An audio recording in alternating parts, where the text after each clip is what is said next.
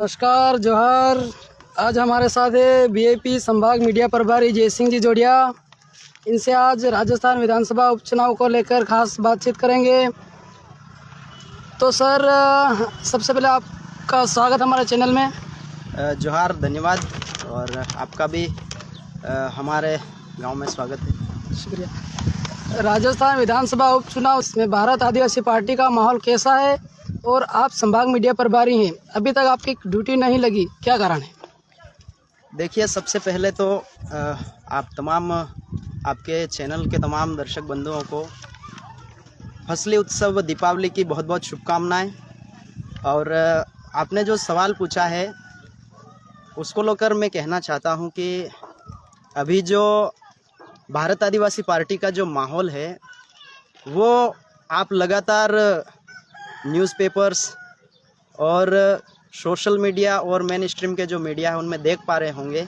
जिस तरीके से बहुत ही कम समय में भारत आदिवासी पार्टी की स्थापना के बाद से जिस तेज़ गति से भारत आदिवासी पार्टी ने ग्रो किया है वो काबिल तारीफ़ है। और पूरे देश में भारत आदिवासी पार्टी का परचम लहरा रहा है। आप जगह जगह देख पा रहे होंगे जिस तरीके से भारत आदिवासी पार्टी के प्रति लोगों का जो एक भरोसा है, एक उम्मीद है, वो लगातार बढ़ती जा रही है।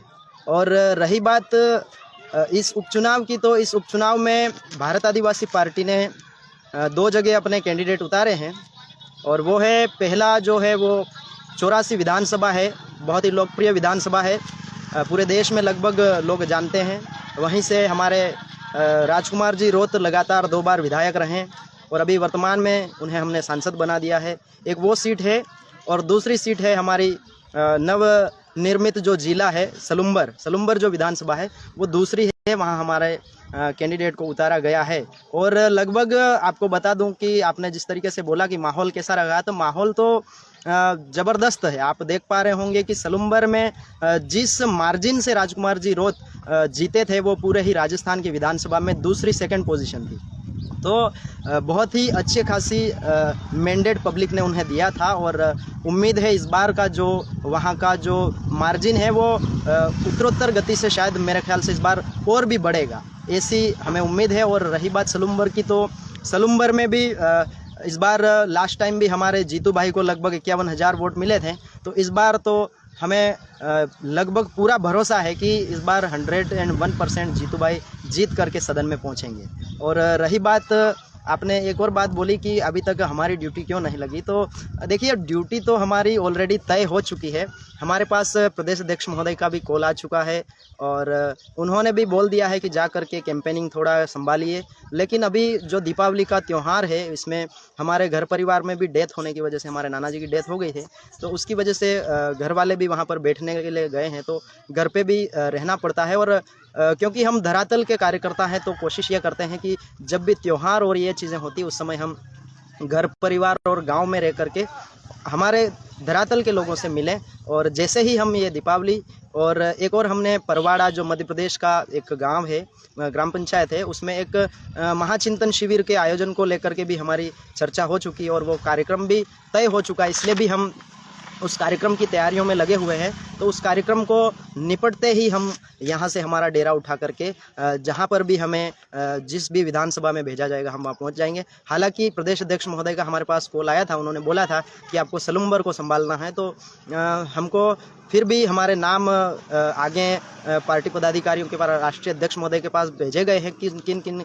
कार्यकर्ताओं को, किन किन लीडरों को कहां कहां पर स्टार प्रचारक के रूप में जिम्मेदारी मिलेगी। जैसे ही अगर ऊपर से आदेश आता है कि इस विधानसभा में आपको जाना है, तो हम निश्चित रूप से उस विधानसभा में जा कर के जो माहौल है वो बनाएंगे और निश्चित रूप से भारत आदिवासी पार्टी के पक्ष में इस बार दोनों विधायक प्रत्याशियों को जिता करके हम सदन भेजेंगे।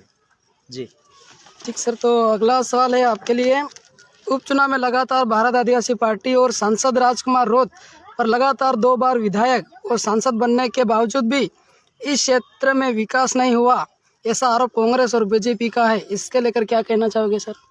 देखिए, जाहिर सी बात है कि जब भी कोई पार्टी के लोग किसी पे आरोप प्रत्यारोप लगाते हैं तो ये वो उनकी पार्टी की बढ़ोतरी के लिए ऐसी बातें करते हैं, बेबुनियाद बातें होती है। आप जान पा रहे होंगे कि जो कांग्रेस और बीजेपी के लोग आज राजकुमार जी रोत और भारत आदिवासी पार्टी से जो विकास का एक सर्टिफिकेट मांग रहे हैं, उनको मैं ये भी याद दिलाना चाहता हूं कि आज़ादी के बाद से लगातार आपका शासनकाल रहा है बारी बारी से।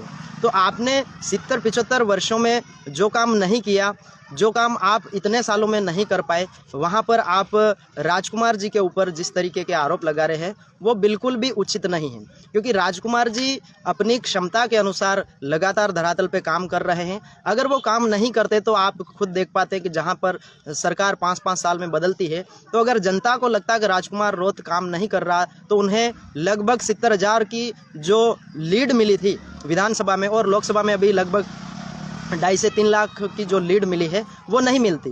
तो कहीं ना कहीं ये आरोप लगाना बेबुनियाद है, इसका कोई आधार नहीं है।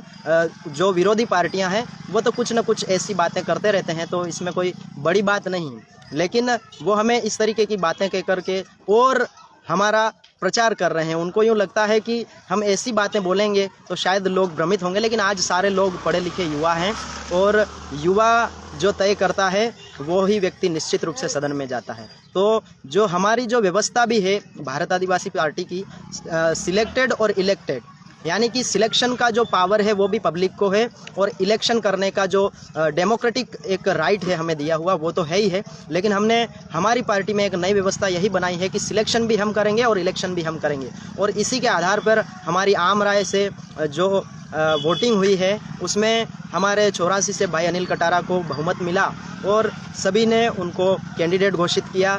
ठीक उसी प्रकार सलुम्बर में भी आम राय से हमारे जेपीएसपी प्रणाली से हमारे जीतू भाई को पुनः विधायक प्रत्याशी बनाया गया है।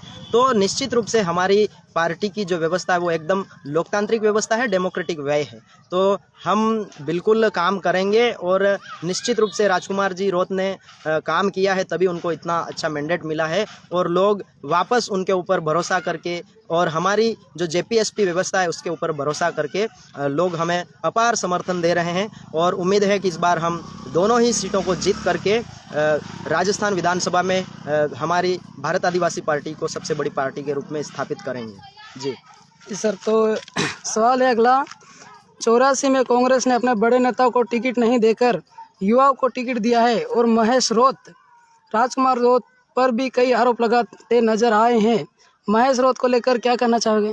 देखिए, महेश भाई को हम पहले तो शुभकामनाएं देंगे और आपको मैं बता देना चाहता हूं कि महेश रोत जो हैं वो अभी वर्तमान में सरपंच भी हैं और मैं सच तो ये बताऊं कि हम साथ में सहपाठी रहे हैं और इन्हें हमें मोहनलाल सुखाड़िया विश्वविद्यालय के आर्ट्स कॉलेज में हमने 2017 में पहला आदिवासी प्रेसिडेंट के रूप में उन्हें हमने बनाया और उसके बाद हमने उन्हें Mohanlal Sukhadia university student union के केंद्रीय छात्र संघ अध्यक्ष के रूप में भी हमने उन्हें चुनाव लड़ाया है और हमने उनका बहुत ही समर्थन किया है।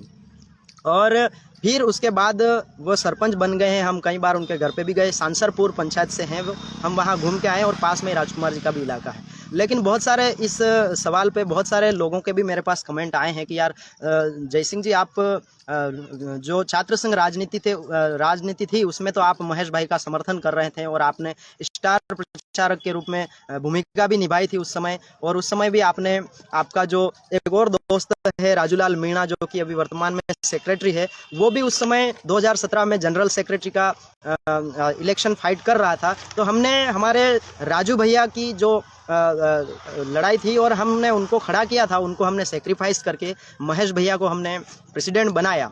लेकिन जब 2023 में जब मैं चुनाव लड़ा, मेरा चुनाव लड़ने का कोई मकसद नहीं था, लेकिन वहाँ पर जब लगातार 6 से 7 साल यूनिवर्सिटी में रहने के बाद जब हम न्यूज़पेपर में पढ़ते थे कि मोहनलाल सुखाड़िया विश्वविद्यालय में आदिवासी छात्र संघ राजनीति से नदारत हुए, इस तरीके की जब सूचनाएं चलने लगती हैं न्यूज़पेपर्स में और मीडिया में, ऐसी बातें होती है, तब मुझे लगा कि यार अगर ये बात है तो हमें हमारे प्रतिनिधित्व को बचाने के लिए, हमारे अस्तित्व को यहाँ पर छात्र संघ राजनीति में बचाने के लिए चुनाव लड़ना चाहिए। ये तय करके मैं जब 2023 में चुनाव लड़ा तो उस समय महेश भैया ने हमारा किसी भी तरीके से समर्थन नहीं किया, कभी भी हमारे कैंपेन में नहीं आए। हम लड़े, हमारे बहुत सारे जितने भी साथी थे उन्होंने समर्थन किया, किसी ने गुप्त रूप से आर्थिक रूप से भी सहयोग दिया और मैं वहाँ पर चुनाव लड़ा। तो महेश भाई को हम सपोर्ट उस समय किया है, लेकिन अब हम नहीं करेंगे। क्यों नहीं करेंगे? क्योंकि वो भी किसी पार्टी के कठपुतली बन करके रह जाने वाले हैं। क्योंकि हम जानते हैं कि लगातार 84 में अभी तक जब जो टिकटों का वितरण हुआ है वो ज़्यादातर बड़े लीडरों को पक्ष में दिया गया, लेकिन इस बार कांग्रेस इतनी डरी हुई है, वहाँ पर बीजेपी भी इतनी डरी हुई है कि वहाँ पर उन्हें कैंडिडेट भी नहीं मिले। ऐसी कंडीशन में उन्होंने महेश रौत को सामने किया है। कहीं युवा के सामने युवा होगा तो कुछ ज़्यादा प्रभाव पड़ेगा, ये सोच करके उन्होंने भले ही खड़ा किया हो, लेकिन हम कहते हैं कि युवा सही क्या है गलत क्या है ये निर्णय करना जानता है। और महेश रौत जिस तरीके से राजकुमार जी पर आरोप लगा रहे हैं वो आरोप उनके निराधार है, उनकी बात में कोई दम नहीं है। निश्चित रूप से जो 84 के युवा है, जो जनता है, वो जानते हैं राजकुमार जी किस तरीके से काम कर रहे हैं और राजकुमार जी के बाद वहाँ पर जो विधायक बनेंगे अनिल भाई कटारा, वो किस तरीके से काम करने वाले हैं। उनकी क्षमता के अनुसार लोगों ने उनको समझा है और इसलिए हमारे साथ जनता का अपार समर्थन है। जी, अगला सवाल है, सलूमबर में बीजेपी ने दिवंगत पूर्व विधायक अमरलाल मीणा की पत्नी शांता देवी को टिकट दिया है, वही कांग्रेस ने रेशमा मीणा को मैदान में उतारा है। वही आपकी पार्टी ने वापिस जितेश कटारा को मौका दिया है। सलूमबर को लेकर क्या करना चाहेंगे? देखिए, सलूमबर में पहले तो हम जो दिवंगत पूर्व विधायक है उनको श्रद्धांजलि देते हैं। जो प्रकृति ने वहाँ की जनता ने उन्हें मैंडेट दे करके भेजा था उम्मीद करके, लेकिन शायद वो नहीं हो पाया। और लेकिन अब जो जिस तरीके से वहाँ पर बीजेपी ने और कांग्रेस ने टिकटें दी है, उनमें हमने देखा है, आपने भी सोशल मीडिया में देखा होगा कि उनके जो लीडर जो घोषित किए गए हैं प्रत्याशी के रूप में, उनमें कोई खास योग्यता नहीं है। न उनको बोलना आता है, न उन्हें एमएलए की फुल फॉर्म पता है। इस तरीके के लीडरों को सामने करके लोगों के साथ सहानुभूतिपूर्वक जो सिंपैथी लेकर के जो वोट की उम्मीद की जाती है, वो कहीं न कहीं जनता के लिए नुकसानदेह है। वो नुकसानदेह इस तरीके से है क्योंकि अगर योग्य व्यक्ति सदन में नहीं जाएगा तो अपने विधानसभा क्षेत्र के मामलों को वहाँ पर नहीं उठा पाएगा, और जब विधानसभा पटल पर जब हमारे क्षेत्रों के मुद्दे नहीं उठेंगे तब तक किसी भी विधानसभा क्षेत्र का विकास असंभव है। और हमने देखा भी है कि जहाँ पर ऐसे अयोग्य लोग नेता बनकर के सदन में चले जाते हैं, उनसे विशेष योजना तो दूर की बात है, उनके जो निधि होती है एमएलए लेड एमपी लेड का जो फंड होता है वो भी उनसे पूरा उपयोग में नहीं होता है। ऐसी स्थिति में वो पैसा भी लैप्स हो जाता है। तो इसलिए इस बार जनता जान चुकी है कि किस तरीका का हमें लीडर चाहिए। सलूमबर की जनता बहुत ही समझदार है और पूरे राजस्थान ही नहीं पूरे देश की निगाह है सलूमबर सीट पे, क्योंकि यहाँ पर देखना अत्यंत रोमांचक है कि जब पूर्व में विधायक जो थे उनको 14,000 की लगभग लीड मिली थी, ऐसा कहा जा रहा है, और पार्टी वाले भी कह रहे हैं कि इस बार और ज़्यादा लीड से जीतेंगे। लेकिन हम आपको आश्वस्त कर देना चाहते हैं कि इस बार सलूमबर की जनता इनकी बातों और इनके झूठे वादों में नहीं आने वाली है, और निश्चित रूप से वे सही लीडर को चुन करके जनता का भरोसा जीतेंगे और जनता के हित के लिए जितेश भाई कटारा को जिता करके सदन में भेजेंगे ताकि उनके सारे मुद्दों को वो सदन के पटल पर रख सकें। जी, तो लास्ट सवाल है, हमारे दर्शक बंधुओं को अपनी ओर से क्या मैसेज है? देखिए, मैसेज तो हमारा यही है कि आप जहाँ कहीं भी हैं सही के लिए लड़िए, और विशेषकर जो मेरा संदेश है, क्योंकि अभी उपचुनाव है इसलिए मैं विशेष रूप से 84 और सलूमबर की जनता को मैसेज देना चाहूँगा कि आप निश्चिंत रहिए। जिस तरीके का आपके पास जो कांग्रेस और बीजेपी पार्टी है वो बेबुनियाद मुद्दों को लेकर के आपको गुमराह करने की कोशिश करती है, उनकी बातों में ना आइए। और युवाओं ने जिस तरीके से व्यवस्था बनाई है उस व्यवस्था पर भरोसा करके आप युवाओं के साथ होइए, क्योंकि युवा जब तय कर लेता है तो वो फिर वायु की तरह आगे गति करता है। तो निश्चित रूप से मैं आपसे आपके दर्शक बंधुओं से और 84 और सलूमबर की जनता से भी ये निवेदन करता हूं कि आप दोनों ही विधानसभा में भारत आदिवासी पार्टी के जो तेजस्वी युवा उम्मीदवार है भाई अनिल कटारा और भाई जीतू कटारा को भारी बहुमत से जीता करके उन्हें सदन में भेजिए। निश्चित रूप से आपके सारे मामलों, आपकी सारी समस्याओं के ऊपर वो डट के खड़े रहेंगे और डंके की चोट आपकी समस्याओं को विधानसभा के पटल पे रखेंगे। जी धन्यवाद। शुक्रिया। सब्सक्राइब कीजिए हमारे चैनल को और बेल आइकन को दबाइए हमारी लेटेस्ट वीडियो सबसे पहले देखने के लिए।